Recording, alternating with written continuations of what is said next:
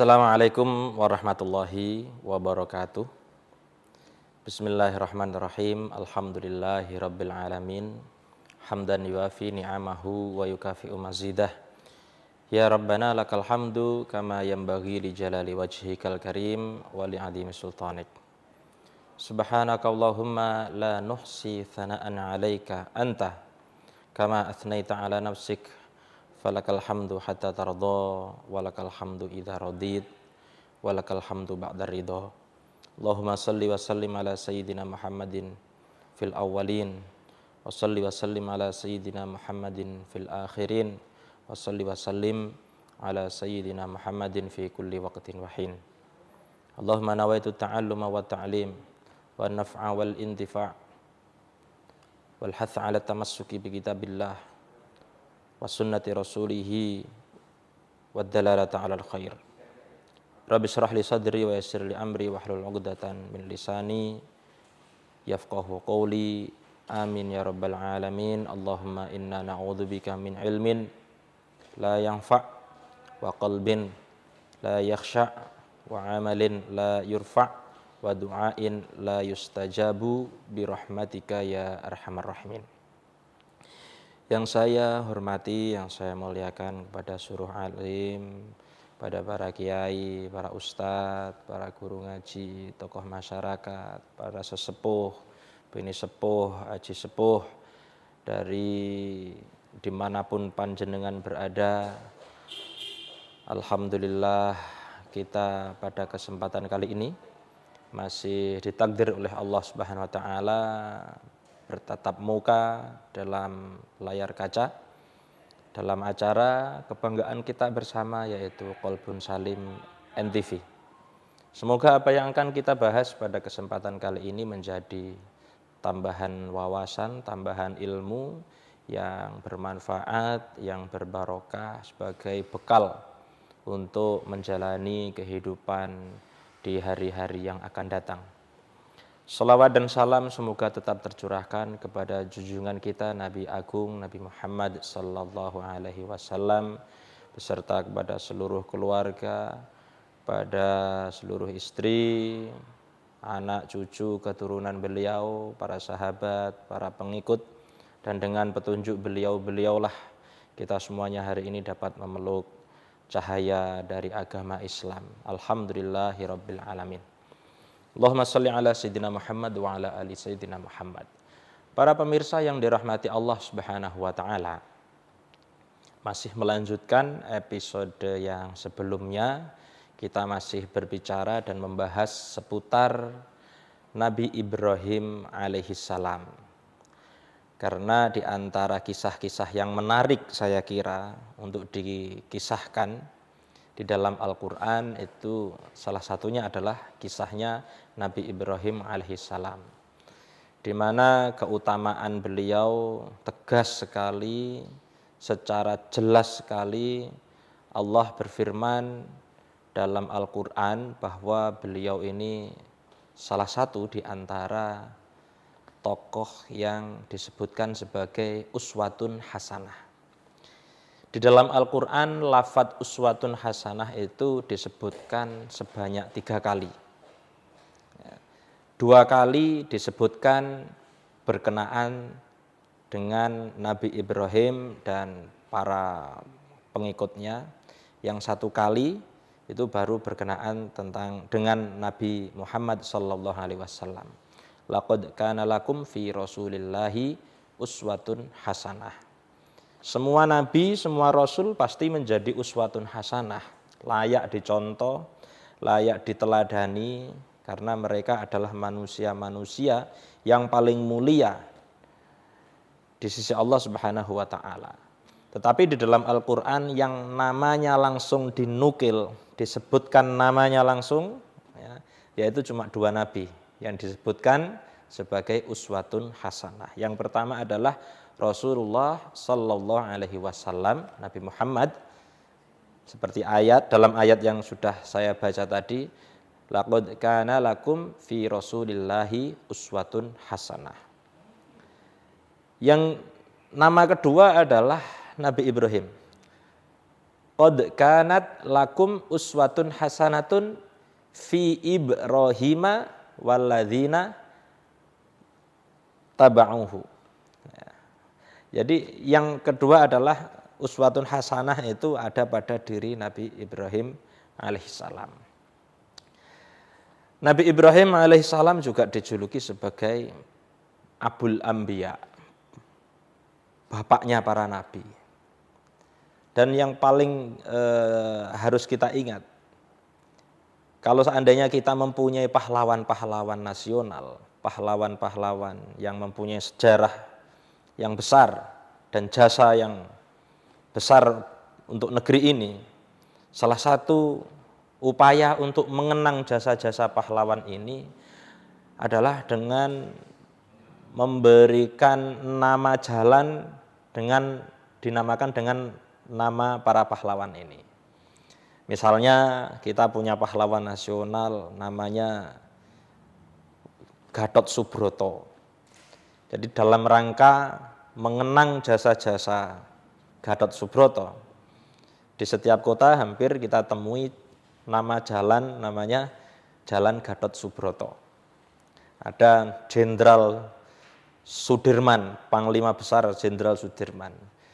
Kita lihat di kota-kota juga banyak jalan yang dinamakan Jalan Sudirman.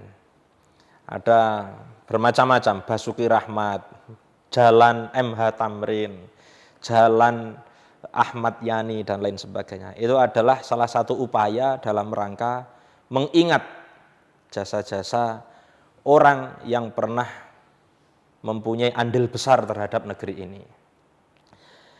Nabi Ibrahim alaihissalam juga mempunyai sejarah besar, andil besar dalam mengukir sejarah dakwah agama ini. Buktinya apa? Buktinya ketika kemarin kita melaksanakan ibadah pada bulan Dzulhijjah. Bulan Dzulhijjah itu ada ibadah-ibadah yang khusus, itu dilakukan hanya bulan Dzulhijjah. Di antaranya apa? Kita mulai misalnya puasa tarwiyah. Puasa tarwiyah adalah salah satu langkah untuk mengenang Nabi Ibrahim. Artinya secara tidak langsung kita disunahkan puasa tarwiyah sebagai seakan-akan napak tilas sejarah Nabi Ibrahim yang pada malam itu dimimpikan oleh Allah Subhanahu wa taala menerima perintah untuk menyembelih putra sematawayangnya yaitu Ismail alaihissalam. Puasa Arafah juga begitu. Kemudian ada ibadah yang sangat besar yaitu ibadah haji. Ibadah haji itu pun juga dalam rangka napak tilas ya, sejarah mengenang Nabi Ibrahim alaihissalam. Di dalam haji pun banyak ibadah-ibadah seperti tawaf, sa'i. Sa'i kita semua sudah tahu. Sejarahnya sa'i adalah ketika Siti Hajar lari-lari dari Safa dan Marwah. Ketika orang ibadah haji diperintahkan untuk sa'i, ya, 7 kali mondar-mandir Safa Marwah, mengikuti atau napak tilas dari istrinya Nabi Ibrahim alaihissalam. Kemudian di sana juga ada Ka'bah yang dibangun oleh Nabi Ibrahim alaihissalam. Di sana ada peristiwa melempar jumroh, yaitu mengikuti apa yang dilakukan oleh Nabi Ibrahim dan keluarganya. Kemudian di sana ada menyembelih hewan korban pun adalah sebuah napak tilas dari sejarah Nabi Ibrahim alaihissalam yang pada saat itu diperintahkan untuk menyembelih putra satu-satunya yang bernama Ismail alaihissalam. Jadi bulan Dzulhijjah ini isinya sebenarnya sejarah-sejarah dan napak tilas terhadap Nabi Ibrahim dan keluarganya. Maka tidak heran Nabi Ibrahim itu dinukil langsung oleh Allah Subhanahu wa taala dengan sebut mereknya, sebut namanya, qad kanat lakum uswatun hasanatun fi Ibrahim. Pemirsa yang dirahmati Allah Subhanahu wa taala, selain itu Nabi Ibrahim juga disebutkan di dalam salah satu kitab tafsir. Beliau adalah orang yang pertama kali khitan atau sunat. Ya, sebelumnya tidak ada. Jadi perintah khitan pertama kali itu ya Nabi Ibrahim alaihissalam. Ya tentunya karena yang khitan hanya Nabi Ibrahim, tentu di sana tidak ada dokter, ya, tidak ada calak. Jadi Nabi Ibrahim ya nyunat dirinya sendiri. Pakai apa? Pakai kapak. Ya. Kalau orang Using itu perengkul, pakai kapak. Nyunatnya disunat sendiri pakai kapak. Kita bisa bayangkan pada saat itu kan tidak ada obat bius, tidak ada suntik dulu. Langsung perangkatnya disunat sendiri. Kemudian Nabi Ibrahim alaihissalam juga orang yang pertama kali melakukan istihdad. Apa istihdad? Istihdad itu mencukur bulu kemaluan atau biasa kita singkat Jember Utara. Jadi mencukur wilayah Jember Utara. Itu yang pertama kali yang melakukan adalah Nabi Ibrahim alaihissalam. Nabi Ibrahim alaihissalam adalah juga orang yang pertama kali memuliakan tamu dengan menyuguhi makanan. Jadi terkenal sekali, kita juga sudah pernah bahas di beberapa episode sebelumnya. Kita pernah bahas bahwasanya orang yang paling memuliakan tamu itu sangat ekstrim sekali kalau memuliakan tamu adalah Nabi Ibrahim alaihissalam. Ya, makanya orang yang pengen memuliakan tamunya, maka contohlah Nabi Ibrahim alaihissalam dalam cara memuliakan tamu. Dan beliau adalah orang yang pertama kali melakukan memuliakan tamu dengan menyuguhi makanan. Jadi kalau sekarang kita kedatangan tamu, kita suguhi minum, ya. Saya datang ke studio ini terus disuguhi minum, tapi nggak ada makanannya. Ya. Ini mencontoh apa yang dilakukan oleh Nabi Ibrahim. Kalau ada tamu disuguhi makanan, minuman, begitu. Nabi Ibrahim juga orang yang pertama kali memotong kuku. Ya, bebersih dengan memotong kuku, terus memendekkan kumis, ya, dan lain sebagainya. Nah itu sebenarnya kalau kita setiap Jumat disunahkan untuk motong kuku, mendekkan kumis, ya, dan lain sebagainya, itu sebenarnya juga sebuah ibadah yang mencontoh apa yang dilakukan oleh Nabi Ibrahim alaihissalam. Baik pemirsa yang dirahmati Allah SWT, masih seputar kisahnya Nabi Ibrahim, kita akan lanjutkan setelah pariwara yang lewat berikut ini.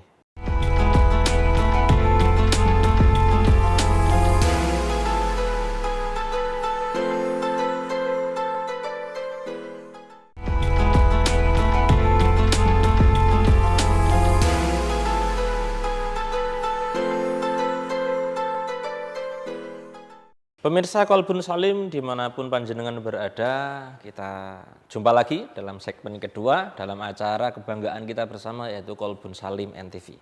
Masih seputar Nabi Ibrahim alaihissalam. Ulama Ahlus Sunnah wal Jamaah bersepakat meyakini bahwasanya setiap Nabi dan Rasul itu mempunyai 4 sifat yang harus dimiliki. Tidak bisa tidak, namanya sifat wajib. Ya, yaitu sidik, amanah, tablik, fatonah. Itu adalah keyakinan Ahlus Sunnah wal Jamaah. Seperti halnya dinukil dalam kitab Aqidatul Awam, yang kita semuanya tentu tidak asing dengan kitab ini, karya Sayyid Ahmad Marzuki. Dalam salah satu bait itu dikatakan arsala anbiya dawi fatonah bisidqi wa tablighi wal amanah. Jadi Allah mengutus Nabi itu dengan mempunyai 4 sifat. Ya, sifat wajib bagi Rasul, yaitu ada sidik, amanah, tablik, fatonah. Yang ingin saya tegaskan di sini, bahwasanya Nabi Ibrahim itu juga Nabi. Nabi Ibrahim juga Rasul. Maka Nabi Ibrahim juga mempunyai keempat-empatnya sifat ini. Salah satu dari sifat ini adalah yang kita sebut dengan sidik. Bisidqi. Ya. Sidik itu adalah jujur. Jujur itu tidak bohong, mboten goroh. Jujur itu mengatakan yang sebenarnya. Itu jujur. Berarti Nabi Ibrahim itu punya sifat juga jujur, tidak pernah bohong. Kenapa kok Nabi harus mempunyai sifat jujur? Karena Nabi itu adalah wakil Allah di bumi. Maksudnya ketika syariat itu akan disampaikan ke umat, itu semuanya itu lewat Nabi dan Rasul. Ya, lewat Rasul. Ya, maka Rasul harus mengatakan yang sebenarnya tentang syariat ini.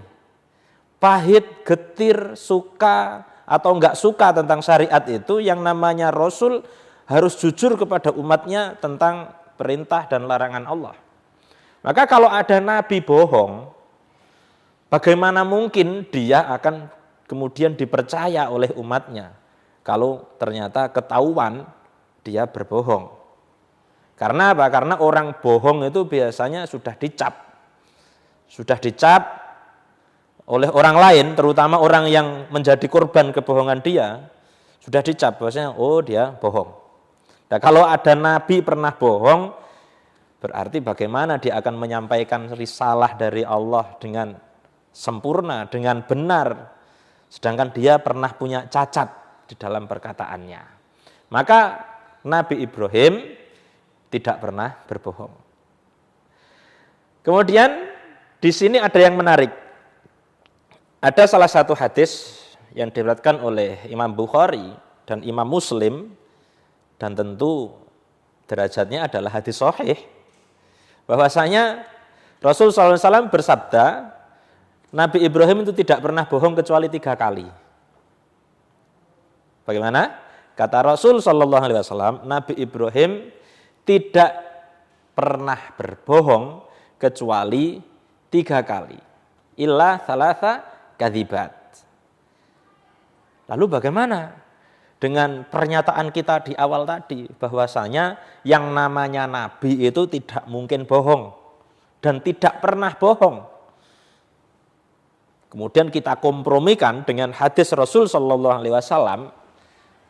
yang kata beliau, sabda beliau, Nabi Ibrahim itu pernah berbohong sebanyak 3 kali.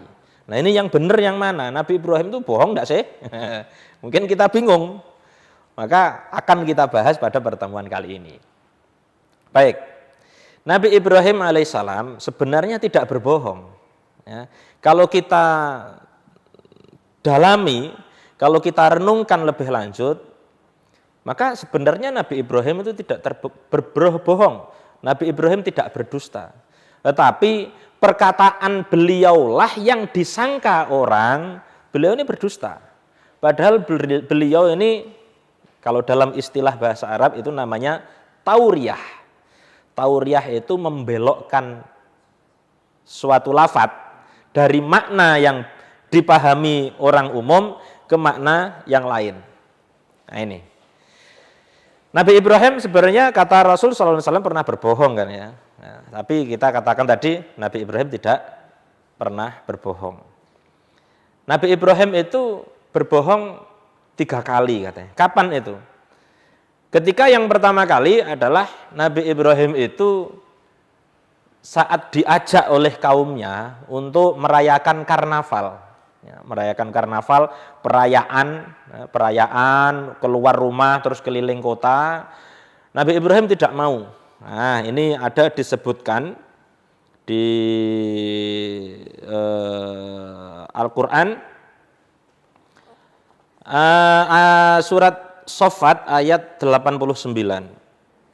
Fanadhara nadratan fin nujum faqala inni sakim. Nabi Ibrahim ketika diajak merayakan hari besar berhala, hari raya untuk karnaval, keluar rumah, keliling kota, Nabi Ibrahim tidak mau. Apa jawabannya Nabi Ibrahim? Faqala, Nabi Ibrahim berkata, inni sakim, saya sakit. Kata Nabi Ibrahim, saya sakit. Padahal Nabi Ibrahim pada saat itu tidak sakit. Nabi Ibrahim mengatakan saya sakit. Padahal Nabi Ibrahim tidak sakit. Tidak meriang, tidak batuk, tidak ngergesi, dan lain sebagainya. Tidak pilek. Nabi Ibrahim sehat walafiat. Tapi beliau mengatakan saya sakit. Gitu ya. Ini kan sekilas nampaknya Nabi Ibrahim berarti berdusta. Kemudian bohong yang kedua yaitu yang disebutkan oleh Allah Ta'ala di dalam surat Al-Anbiya, bahwasanya Nabi Ibrahim ketika suatu saat tadi tidak mau diajak karnaval, Nabi Ibrahim kemudian ketika orang-orang keluar dari kuil, dari tempat peribadatan berhala, Nabi Ibrahim malah masuk ke kuil itu, kemudian memenggal dan merusak seluruh berhala-berhala yang ada di kuil itu. Kecuali satu berhala yang paling besar oleh Nabi Ibrahim itu dibiarkan. Ya, jadi semua berhalanya dirusak, kecuali berhala yang paling besar. Nah, ini dibiarkan oleh Nabi Ibrahim. Kemudian kapaknya Nabi Ibrahim yang tadinya digunakan untuk memenggal kepala-kepala berhala, ya, itu dikalungkan di berhala yang paling besar. Ketika Nabi Ibrahim ditanya oleh kaumnya, ini siapa yang melakukan ini? Kok Tuhan-Tuhan kami ini pada rusak semuanya? Kok Tuhan-Tuhan kami ini ada yang memenggal kepalanya? Kata Nabi Ibrahim, dinukil oleh Allah dalam Al-Quran surat Al-Anbiya ayat 63. Qala, Nabi Ibrahim berkata, bal fa'alahu kabiruhum. Nah, tapi yang melakukannya, yang menggal kepala tadi, kabiruhum, yaitu berhala yang paling besar yang itu masih utuh. Gitu. Nah, kata kaumnya, lo gimana kamu? Ini batu kok bisa ngerusak kayak gini. Nah, kamu ini paling yang kata Nabi Ibrahim, ya buktinya itu kapaknya masih dipegang sama itu, ada di lehernya berhala. Berarti ya dia pelakunya. Barang buktinya sudah ada. Apa? Kapak ada di kepala, di leher berhala. Nah, ini kan bohong ini, ya, bohong ini. Ini bohong yang kedua. Bohong yang ketiga, yaitu ketika Nabi Ibrahim alaihissalam berjalan menuju Mesir, pada saat itu dikuasai oleh Namrud, maka Nabi Ibrahim itu masuk Mesir bersama istrinya yang bernama Sarah. Nah, Siti Sarah bersama Nabi Ibrahim ini masuk Mesir, dan Nabi Ibrahim paham kalau di Mesir itu Raja Mesir pada saat itu punya kebiasaan aneh. Ya, punya kebiasaan aneh. Apa kebiasaan anehnya Raja Mesir pada saat itu? Yaitu dia suka pebinor, ya, perebut bini orang. Jadi kalau ada wanita yang sudah menikah, itu dia rebut, suka ngerebut istri orang. Ya, kalau perawan enggak, kalau perawan enggak. Tapi kalau sudah wanita bersuami, wah dia suka. Nah, apalagi ini Siti Sarah ini cantiknya luar biasa. Maka hampir bisa dipastikan ini kalau ketahuan, Sarah ini ketahuan bahwasanya dia adalah istrinya Nabi Ibrahim, pasti akan Nabi Ibrahim pasti akan dibunuh, dan Siti Sarah pasti akan dipaksa untuk melayani hawa nafsunya si raja. Maka Nabi Ibrahim tidak kehabisan akal. Nabi Ibrahim ketika ditanya, man hadhihi, ini siapa? Nabi Ibrahim menjawab, hadhihi ukhti, ini adalah saudara perempuan saya. Gitu. Nabi Ibrahim tidak menjawab istri saya, tetapi menjawab ini saudara perempuan saya. Nah, kita semua tahu yang dibawa Nabi Ibrahim itu siapa? Siti Sarah. Siti Sarah itu apanya Nabi Ibrahim? Istrinya. Tapi Nabi Ibrahim ketika ditanya ini siapa, Nabi Ibrahim menjawab ini saudara saya. Nah, ini kan kelihatannya berbohong. Nah, tapi sekali lagi ulama Ahlus Sunnah meyakini dan bersepakat Nabi Ibrahim tidak pernah berbohong. Lalu bagaimana kita menyikapi tiga kebohongan Nabi Ibrahim ini? Kita akan cari jawabannya setelah iklan yang lewat berikut.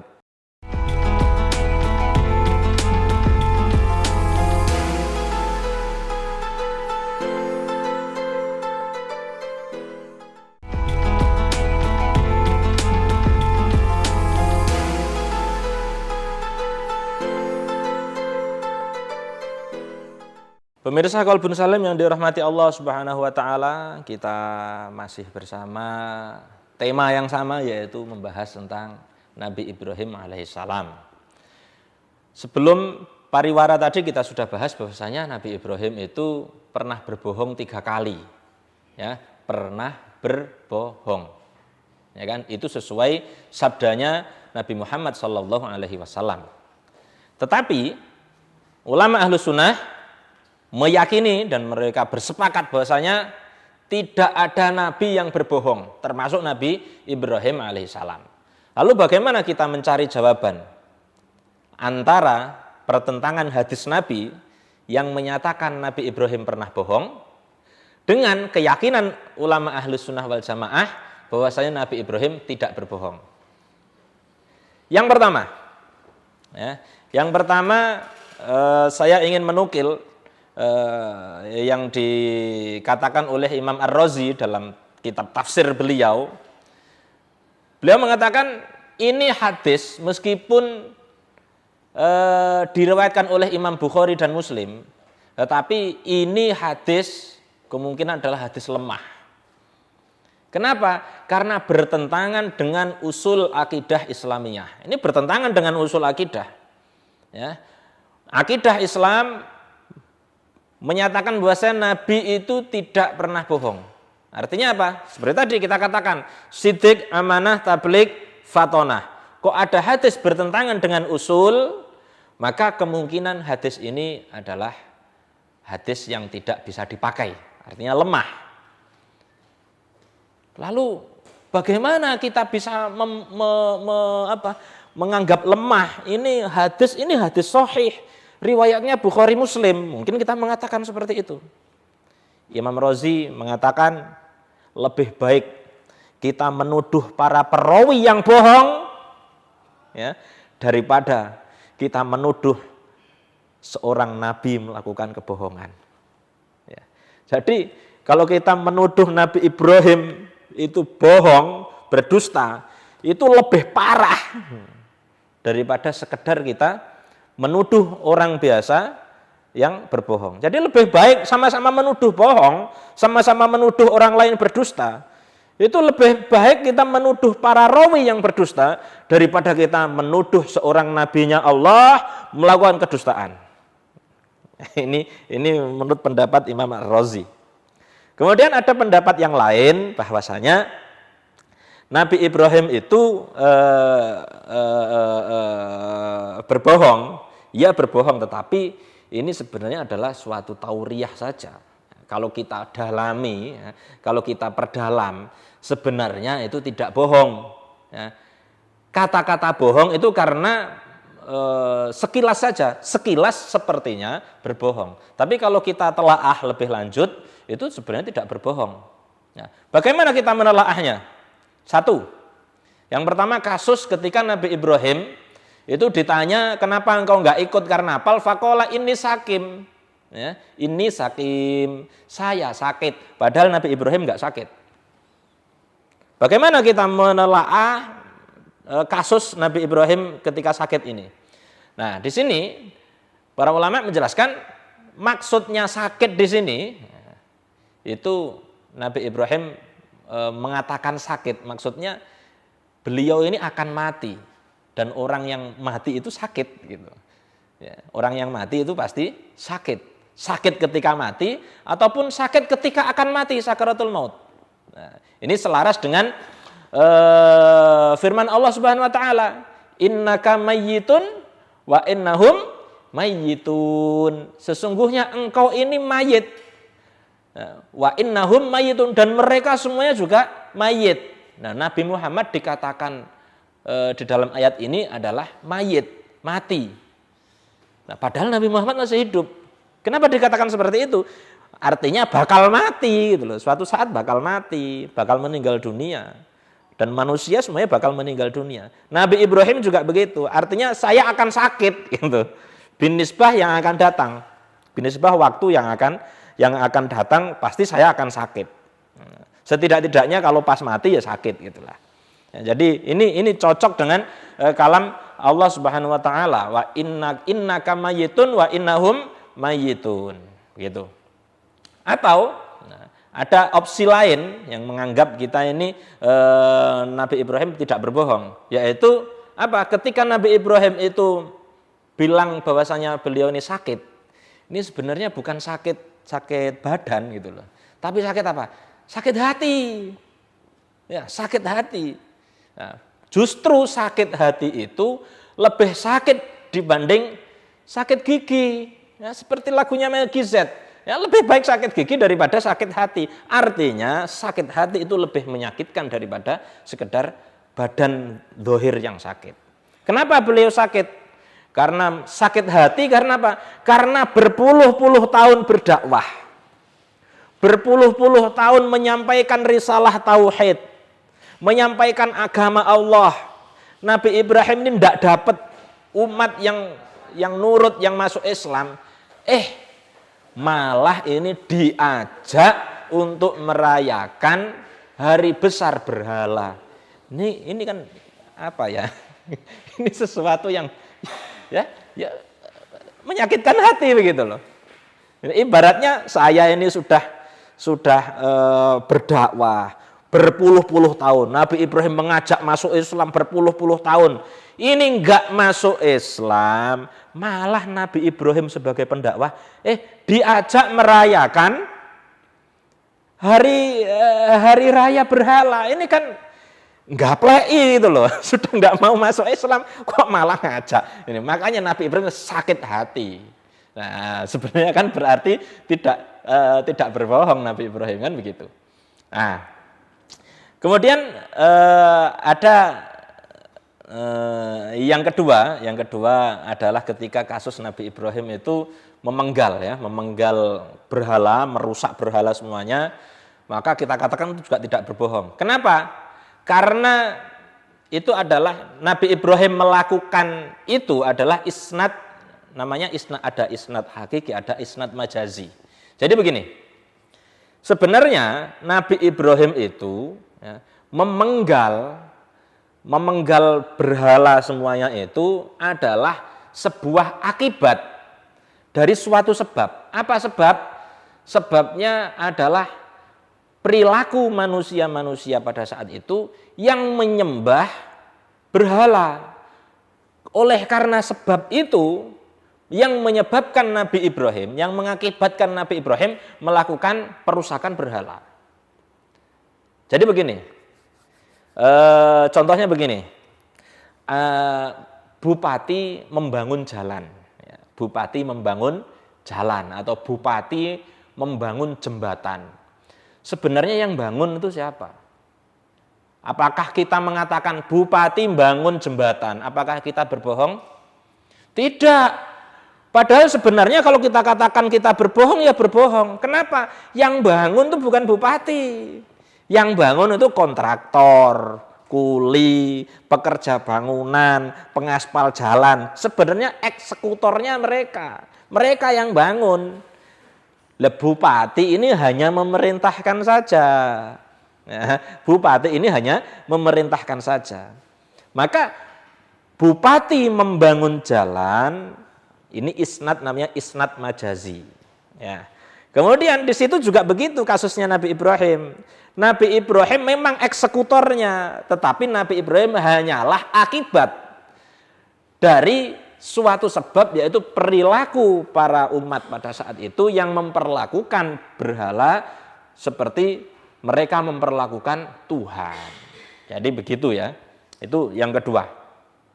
Kasus yang ketiga adalah ketika Nabi Ibrahim itu mengatakan bahwasanya ini saudari saya. Tidak mengatakan ini istri saya. Kenapa? Karena pada saat itu yang namanya umatnya Nabi Ibrahim yang mau masuk Islam, yang mau beriman kepada Allah, ya hanya Siti Saroh saja.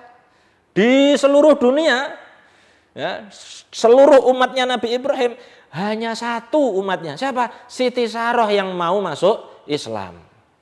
Maka dari itu, sesuai dengan firman Allah Subhanahu wa taala di dalam Al-Qur'an, Allah berfirman bagaimana?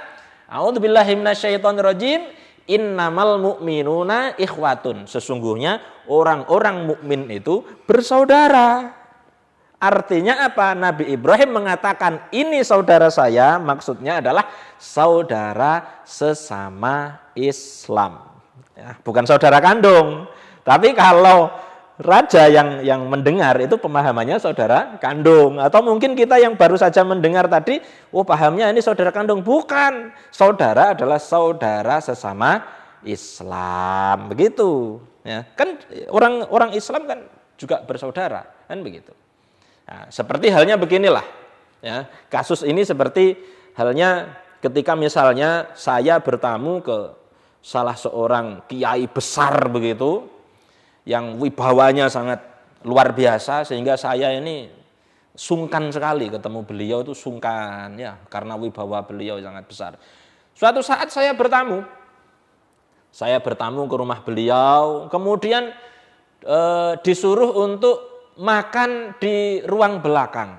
Ayo monggo Ustadz, kita makan bareng. Di sana sudah ada dimasakkan oleh Bu Nyai. Nah, misalnya Pak Yai bilang seperti ini. Maka apa yang saya katakan?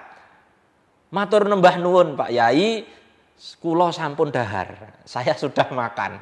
Nah, meskipun padahal sebenarnya saya belum makan. Ini kan umum sekali ya. Tamu disuruh makan, enggak mau. Kenapa? Karena sungkan sama tuan rumah. Kemudian mengatakan apa? Matur nuwun, saya sudah makan. Nah, sebenarnya ini dikatakan bohong ya bohong, dikatakan tidak bohong juga tidak bohong. Kenapa? Karena fahamnya tuan rumah makan itu ya makan nasi. Ya. Orang umumnya orang itu memahami saya belum makan, itu makan tuh ya makan nasi. Ya kan? Kita orang Indonesia kalau belum makan nasi dikatakan belum makan, meskipun habis gedang goreng 5 piring itu masih belum makan. Ya. Kalau belum makan nasi itu bilangnya belum makan, itu orang Indonesia. Maka seorang tamu yang mengatakan matur nuwun saya sudah makan, nah, padahal dia belum makan. Ini tidak bohong. Kenapa? Karena dalam kamus KBBI, Kamus Besar Bahasa Indonesia, yang namanya makan itu ya makanan apapun yang kita masukkan ke dalam mulut, yang bukan berupa cairan itu namanya makan. Makan kerupuk ya makan. Gedang goreng ya makan, ya kan? Cemilan juga makan. Maka ketika tamu mengatakan saya sudah makan, ini dimaksudkan adalah makan cemilan, ya kan tidak bohong. Tetapi menurut perasaan tuan rumah sudah berbohong. Kenapa? Karena umumnya orang yang namanya makan itu makan nasi. Nah ini namanya tauriyah tadi. Ya, Nabi Ibrahim memaksudkan bahwasanya ikhwah, saudara dalam agama, sama mukmin, sama muslim, tetapi raja yang mendengar itu menganggap itu adalah saudara kandung. Baik, itulah pemirsa yang dirahmati Allah Subhanahu wa taala, jawaban atas kemungkinan atas anggapan sebagian orang bahwasanya Nabi Ibrahim itu benar-benar berbohong sebanyak 3 kali, atau bahasa Inggrisnya biasanya ada istilah itu white lies, bohong putih ya. Bohong tapi tidak berdosa, bohong sebenarnya juga tidak berbohong. Baik, kita akan jumpa lagi setelah iklan berikut ya. Tetap stay tune di channel TV Anda.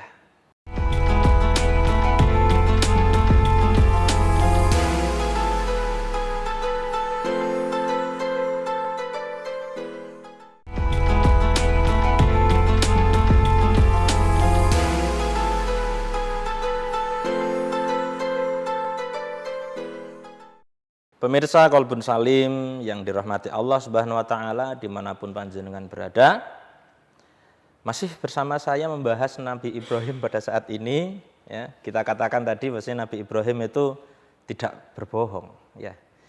Dan kita katakan tadi arsala anbiya dawi fatanah bisidqi wat tablighi wal amanah. Salah satu di antara sifat wajib bagi Rasul itu adalah amanah. Ya, tadi kan kita sudah bahas siddiq, sekarang amanah. Amanah itu biasanya diterjemahkan dapat dipercaya. Tapi bisa dikatakan juga amanah itu adalah tanpa dosa, maksum, tidak pernah berdosa. Ya. Amanah itu bisa dikatakan garis miring maksum atau tidak pernah berdosa. Nabi itu tidak pernah melakukan dosa, tidak pernah melakukan maksiat. Termasuk Nabi Ibrahim alaihissalam. Nah, Nabi Ibrahim tidak pernah berdosa. Nah, dosa yang paling besar itu apa? Apakah mencuri? Apakah berani dengan orang tua? Ataukah tidak sekolah? Ataukah tidak menafkahi anak istri? Atau tidak sholat? Apa dosa yang paling besar? Dosa yang paling besar adalah kekufuran dan kemusyrikan. Ini dosa yang paling besar. Jadi Nabi Ibrahim itu tidak pernah berdosa, apalagi menuduh Nabi Ibrahim pernah menjadi orang kafir, pernah menjadi orang musyrik. Ini tuduhan yang sangat keji. Ustaz, tapi saya dengar bahkan ada ayat Qur'annya. Mari kita baca bersama-sama. Ya. Kita buka sekarang ada kisahnya Nabi Ibrahim ya, tentang yang disangka banyak orang itu berpetualang mencari Tuhan. Artinya berpetualang mencari Tuhan berarti beliau pernah menjadi orang kafir. Saya berpetualang mencari kitab suci misalnya. Loh, berarti selama berpetualang atau sebelum berpetualang saya belum menemukan kitab suci, kan begitu. Saya berpetualang mencari jimat. Berarti sebelum berpetualang atau ketika berpetualang, berarti saya belum menemukan jimatnya. Nabi Ibrahim ketika dikatakan berpetualang mencari Tuhan, berarti hati-hati, Anda menuduh Nabi Ibrahim sebelum berpetualang, dan ketika berpetualang, Nabi Ibrahim masih belum jadi orang Islam. Artinya apa? Nabi Ibrahim berarti pernah kafir. Nabi Ibrahim pernah musyrik.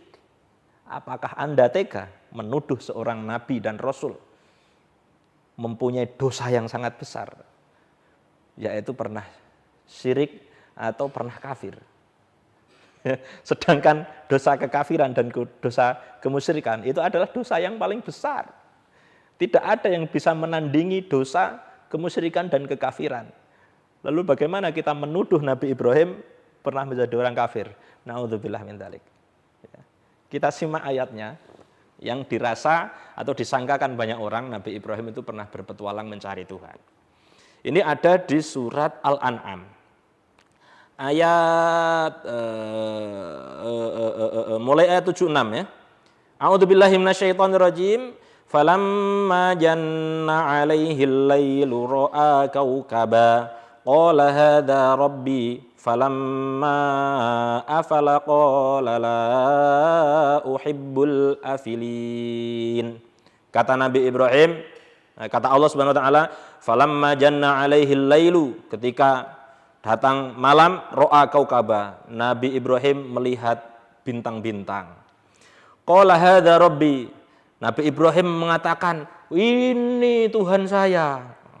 Falamma afala qala la uhibbul afilin. Ketika bintang itu ternyata tenggelam, redup karena datangnya siang, maka Nabi Ibrahim mengatakan, wah, saya nggak suka yang tenggelam, saya nggak suka yang sirna. Ternyata ini bukan Tuhan ini. Istilahnya kayak gitulah, coro kasare. Wah, keliru ini. Yang tadinya saya anggap Tuhan, bintang saya anggap Tuhan, oh ternyata bukan Tuhan. Buktinya apa? Bintang hilang, sirna, redup, kena siang. Nah itu. Ini yang dirasa Nabi Ibrahim pernah berpetualang ini di ayat-ayat ini. Kemudian ayat selanjutnya, falamma ra'al qamara bazighan qala hadza rabbi falamma afala qala la illam yahdini rabbi la akunanna minal qaumid dhallin. Kemudian ketika Nabi Ibrahim ganti melihat rembulan, ganti melihat rembulan, rembulan nampak, rembulan terbit. Hadza rabbi, kata Nabi Ibrahim. Oh, jangan-jangan ini Tuhan saya. Nah, ini Tuhan saya. Falamma afala qala la illam yahdini rabbi la akunanna minal qaumid dhallin. Terus Nabi Ibrahim, waduh, ini juga tenggelam, ini juga sirna, kena matahari, kena siang, juga keindahan bulan ya redup gitu. Ya berarti ini bukan Tuhan. Itu pikirnya Nabi Ibrahim. Kemudian di ayat selanjutnya, falamma ra'a asy-syamsa bazighatan qala hadza rabbi hadza akbar Falamma afalat qala ya qaumi inni bari'um mimma tusyrikun. Ketika melihat matahari kan besar, lebih besar daripada bintang, lebih besar daripada bulan. Kata Nabi Ibrahim, "Oh, ini dia Tuhan saya," kata Nabi Ibrahim ya. Apa buktinya? Hadza akbar. Wah, ini yang paling besar ini. Ya, yang paling besar itu kata Nabi Ibrahim. Lah, ayat ini yang disangkakan banyak orang, Nabi Ibrahim itu pernah berpetualang mencari Tuhan. Berarti orang yang menyangkakan seperti itu hati-hati panjenengan. Anda menuduh Nabi Ibrahim pernah melakukan dosa besar, yaitu kemusyrikan dan kekafiran. Dan ini sebenarnya tidak benar. Nah, tidak benar. Buktinya apa? Buktinya dalam ayat yang tadi, salah satu buktinya, ada kata-kata hadza rabbi, hadza akbar. Nabi Ibrahim mengatakan kepada kaumnya itu hadza akbar. Hadza ini artinya ini, akbar itu yang paling besar. Ini menunjuk kepada matahari. Jadi matahari itu kalau dalam bahasa Arab itu kata yang seharusnya muannas. Seharusnya mengatakan hadhihi. Nabi Ibrahim itu salah. Kalau dalam bahasa Arab itu kata-kata Nabi Ibrahim salah. Seharusnya hadhihi ke matahari itu seharusnya bilang hadhihi bukan hadza. Karena hadza itu kata mudzakkar. Ya, untuk mudzakkar. Kalau muannas perempuan hadhihi. Lah matahari seharusnya pakai hadhihi, tapi Nabi Ibrahim pakai kata hadza akbar. Secara bahasa Arab salah. Kenapa? Sengaja. Soalnya apa? Soalnya beno gak jadi musyrik beneran. Gitu. Soalnya biar gak jadi musyrik beneran. Nah, bagaimana kita menyangkal ayat ini, menyangkal petualangannya Nabi Ibrahim ini? Ada di surat yang lain, contohnya surat Ali Imran ayat 67, Allah berfirman, A'udzubillahi minasyaitonirrajim, makana Ibrahimu Yahudiyyan wala Nasraniyyan walakin kana hanifan muslima. Ya. Wa ma kana minal musyrikin. Allah menegaskan dalam surat Ali Imran ayat 67. Nabi Ibrahim itu bukan Yahudi, bukan Nasrani, tetapi orang yang muslim, hanif, lurus. Wa ma kana minal musyrikin, jelas perlu digarisbawahi. Allah menegaskan tentang akidah Nabi Ibrahim alaihissalam, wa ma kana minal musyrikin. Nabi Ibrahim itu bukan termasuk orang musyrik. Nabi Ibrahim tidak pernah musyrik. Nabi Ibrahim tidak pernah berpetualang mencari Tuhan, tidak. Nabi Ibrahim tidak pernah kafir. Apa buktinya? Firman Allah, wa ma kana minal musyrikin. Berarti apa? Petualangan yang ada di ayat tadi tidak bisa dibenarkan. Ada kemudian ayat yang lain disebutkan oleh Allah dalam surat Anbiya ayat 51. A'udzubillahi minasyaitonirrajim. Wa laqad ataina Ibrahima rusydahu min qabl wa kunna bihi alimin. Nah, kami Allah telah menganugerahkan kepada Nabi Ibrahim petunjuknya min qabl, dari sebelumnya. Ya, jadi Nabi Ibrahim dari awal, dari kecil sudah mendapat petunjuk. Nah, ini bagaimana kemudian peristiwa seakan-akan petualangannya Nabi Ibrahim tadi bagaimana dong? Nah, begini. Nabi Ibrahim itu orang yang cerdas. Sangat-sangat cerdas dan super jenius. Nabi Ibrahim dalam berdakwah itu sangat sering menggunakan logika, menggunakan diskusi. Jadi Nabi Ibrahim itu bukan berpetualang mencari Tuhan, tapi ketika itu Nabi Ibrahim itu mengajak umatnya untuk berlogika, berdiskusi dan berlogika. Bro, kamu menganggap bintang ini Tuhan ya? Oke lah, Tuhan. Tapi ternyata bintang bisa tenggelam, bro. Berarti bintang bukan Tuhan, bro. Ada yang lebih besar. Seharusnya bulan itu yang Tuhan. Gimana? Setuju kan? Oh iya. Nah, tapi bulan pun kan redup, bro. Ya, ini kalah sinarnya sama matahari. Berarti matahari adalah Tuhan. Setuju enggak? Ya, istilahnya berdiskusi dengan kaumnya. Ya, ketika iya berarti matahari Tuhan. Tapi salah lagi, bro. Karena matahari itu juga tenggelam, berarti bukan matahari yang Tuhan, bukan bintang yang Tuhan, bukan pula rembulan yang Tuhan. Ini adalah cerita diskusinya Nabi Ibrahim, dakwahnya Nabi Ibrahim, mengajak logika kepada kaumnya, bukan Nabi Ibrahim yang mencari Tuhan sendiri. Ya, begitu. Ya. Terus ada lagi tuduhan kepada Nabi Ibrahim pernah menjual berhala. Tidak. Ya, Nabi Ibrahim memang ayahnya yang namanya Azar itu bukan hanya penjual berhala, tapi pengrajin berhala. Pengrajin berhala, penjual berhala, juga penyembah berhala. Ya, tetapi Nabi Ibrahim tidak pernah menjual berhala. Bahkan Nabi Ibrahim menentang ayahnya untuk melakukan hal sedemikian. Apa buktinya? Allah Subhanahu wa taala. Singkat saja ya. Ini sudah di akhir segmen ya. Nabi Ibrahim pernah mengatakan, ini dinukil dalam surat Maryam ayat 42. A'udzubillahi minasyaitonirrajim. Ya abati lima ta'budu ma la yasma'u wa la yubsir. Wahai ayahku, kenapa kamu menyembah sesuatu yang tidak mendengar juga tidak melihat? Kemudian ada diteruskan di ayat 44. Nabi Ibrahim mengatakan, ya abati la ta'budus syaiton. Wahai ayah, jangan menyembah setan, ya, berhala itu. Ya, jadi ini bukti bahwasanya Nabi Ibrahim itu suci dari kemusyrikan, suci dari dosa. Nah, baik pemirsa yang dirahmati Allah Subhanahu wa taala, tidak terasa kita sampai di ujung segmen, di ujung pertemuan pada kali ini. Semoga apa yang kita bahas pada kesempatan kali ini menjadi ilmu yang manfaat, sebagai wawasan yang menambah keimanan dan ketakwaan kita dan husnudzon kita, terutama terhadap Nabi Ibrahim alaihissalam. Semoga ada manfaatnya untuk kita, untuk orang-orang yang di sekitar kita. Sampai jumpa lagi di episode yang akan datang. Ihdinas siratal mustaqim, wallahul muwaffiq ila sabilir rasyad, wal afu minkum. Assalamualaikum warahmatullahi wabarakatuh.